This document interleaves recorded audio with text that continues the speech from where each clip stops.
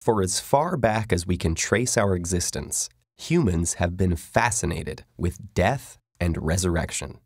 Nearly every religion in the world has some interpretation of them, and from our earliest myths to the latest cinematic blockbusters, the dead keep coming back.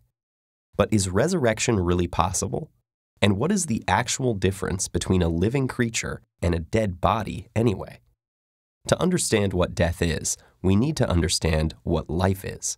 One ancient theory was an idea called vitalism, which claimed that living things were unique because they were filled with a special substance or energy that was the essence of life.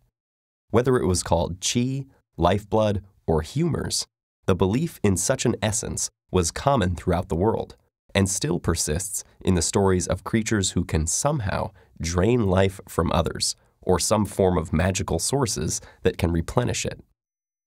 Vitalism began to fade in the Western world following the scientific revolution in the 17th century. René Descartes advanced the notion that the human body was essentially no different from any other machine, brought to life by a divinely created soul located in the brain's pineal gland. And in 1907, Dr. Duncan McDougall even claimed that the soul had mass, weighing patients immediately before and after death in an attempt to prove it. Though his experiments were discredited, much like the rest of vitalism, traces of his theory still come up in popular culture. But where do all these discredited theories leave us? What we now know is that life is not contained in some magical substance or spark, but within the ongoing biological processes themselves. And to understand these processes, we need to zoom down to the level of our individual cells. Inside each of these cells, chemical reactions are constantly occurring, powered by the glucose and oxygen that our bodies convert into the energy-carrying molecule known as ATP. Cells use this energy for everything from repair to growth to reproduction.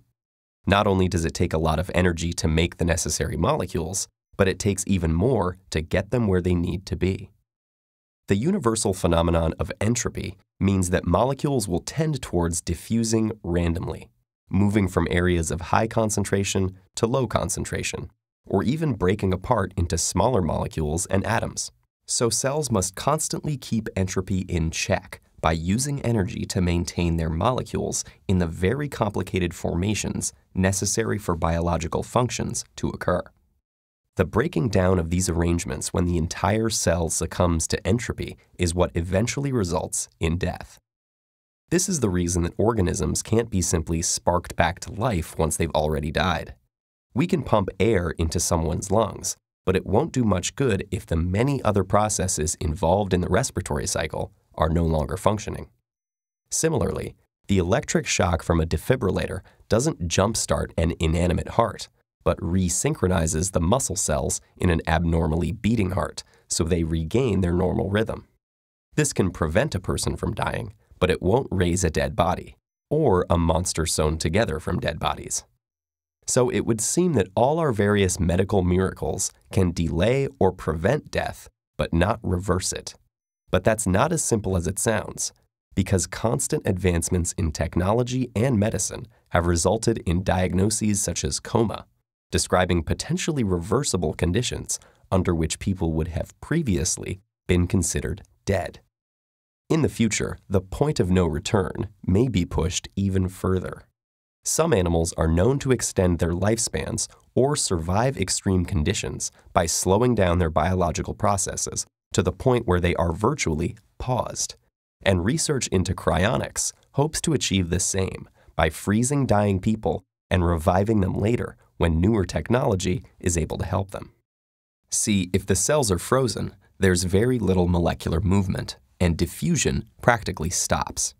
Even if all of a person's cellular processes had already broken down, this could still conceivably be reversed by a swarm of nanobots, moving all the molecules back to their proper positions and injecting all of the cells with ATP at the same time, presumably causing the body to simply pick up where it left off.